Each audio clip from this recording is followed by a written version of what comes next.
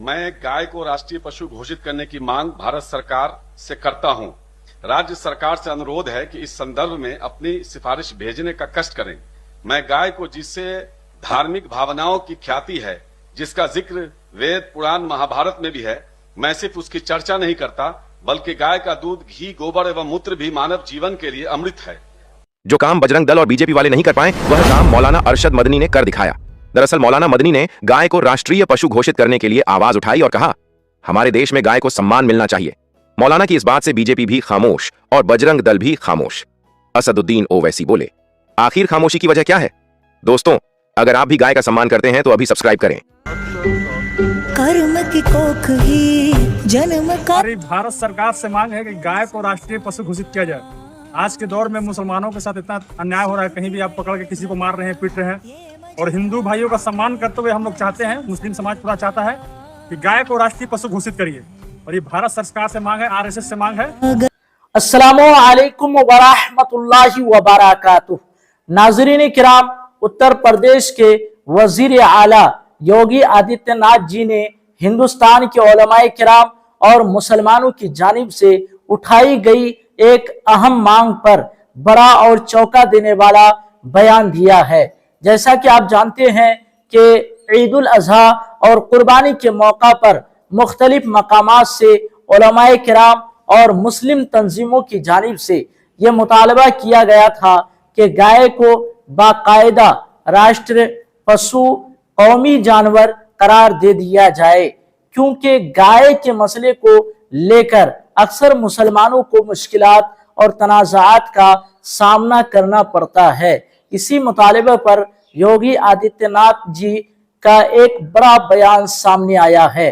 पहले आप उनका ये बयान सुनिए, इसके बाद हम इस मामले के अहम पहलुओं पर तफसील से गुफ्तगू करेंगे और जानेंगे कि इस ऐलान के क्या असरात मुरतब हो सकते हैं। आइए सबसे पहले सुनते हैं योगी आदित्यनाथ जी ने क्या कहा। मैं इस समय एक चलन देख रहा हूं, तमाम मौलवी और मौलाना इस समय एक बयान दे रहे हैं, कह रहे हैं गाय को राष्ट्रीय पशु घोषित करो। अबे हमने कहा कि गौ हमारी माता है, जन्म जन्मांतर का नाता है।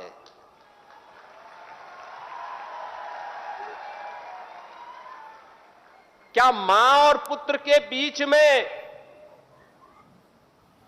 कुछ घोषित करने की आवश्यकता पड़ती है क्या? क्या किसी पुत्र को बताने की आवश्यकता पड़ती है कि तुम्हारी मां है, इसका सम्मान करो? ये हमारे संस्कार हैं।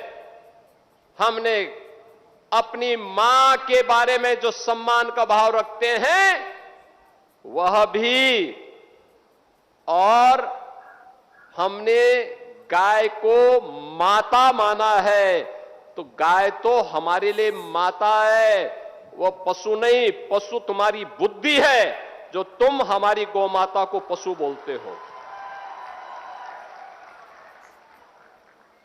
तुम्हारी सोच पशुवत है, जो तुम गौ माता को पशु बोल रहे हो। और तुम्हारा ये दोगलापन है कि जो एक और गौ कसी को प्रश्रय देते हो। मैं देख रहा था बकरीद में तमाम उनके चेले चपाटे अपने सोशल मीडिया हैंडल पर बकर ईद पर गौ माता का चित्र दिखा करके कह रहे थे कि बकर ईद की बधाई दे रहे थे। लेकिन मैं उनको बोलना चाहता हूं, यूपी में गौ हत्या का मतलब जान रहे हो ना क्या होगा?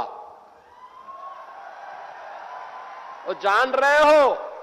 तो अगर जान रहे हो तो फिर अपने चेले चपाटों को समझा लो, नहीं तो कई कई पीढ़ियां याद करेंगी गौ माता के साथ किसी भी प्रकार की कोई हिमाकत की। तो मैं पूछना चाहता हूं, ये वही लोग हैं जो हमारी गौ माता को कह रहे हैं कि राष्ट्रीय पशु नहीं। अरे गौ माता तो स्वघोषित राष्ट्र माता है, उसको किसी को राष्ट्रमाता घोषित करने की आवश्यकता नहीं। तो दोस्तों, आप लोगों ने वीडियो देख ली और योगी आदित्यनाथ जी का बयान भी सुन लिया। अब इस पूरे मामले पर अगर बात की जाए तो बकरीद के मौका पर बाज मुसलमानों और उलमाए किराम की जानिब से यह मुतालबा किया गया था कि गाय को कौमी जानवर करार दे दिया जाए। उनका मानना था कि अगर ऐसा हो जाए तो इस मसले पर होने वाले तनाज़ात खत्म हो सकते हैं और बार बार पैदा होने वाली परेशानियों से भी निजात मिल सकती है। लेकिन अब इस मुतालबे पर यूपी के वजीर आला योगी आदित्यनाथ जी का साफ जवाब सामने आ गया है। उनका कहना है कि गाय उनके लिए माता है और उसे कौमी जानवर करार देने की कोई जरूरत नहीं है। दोस्तों, जगह जगह इस मुतालबे के हक में रैलियां निकाली गई, जुलूस निकाले गए और बाज मकामात पर पोस्टर भी उठाए गए।